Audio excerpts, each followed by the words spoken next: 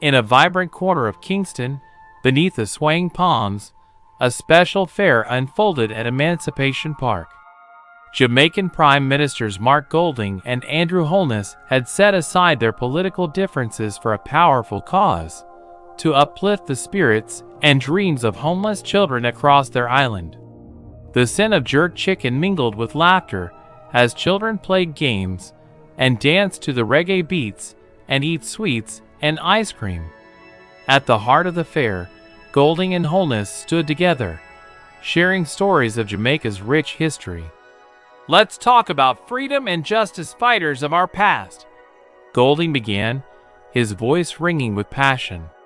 He spoke of Paul Bogle and Sam Sharp, the freedom fighters who dared to stand against injustice, sparking hope in the hearts of the oppressed. Holness chimed in, sharing tales of Edward Seaga and Michael Manley, two visionaries whose dedication shaped Jamaica's political landscape.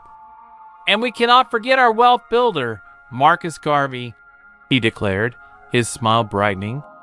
The children listened intently, their eyes sparkling with inspiration as they absorbed the legacies of those who fought for their rights and dreams.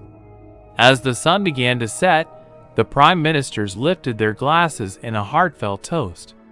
"To new beginnings and brighter futures," they cheered.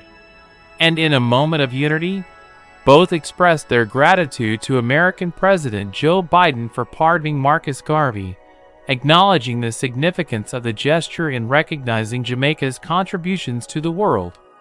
With hearts full of hope, the children danced into the night, carrying the dreams of their ancestors with them, ready to carve their own paths in the vibrant tapestry of Jamaica's future.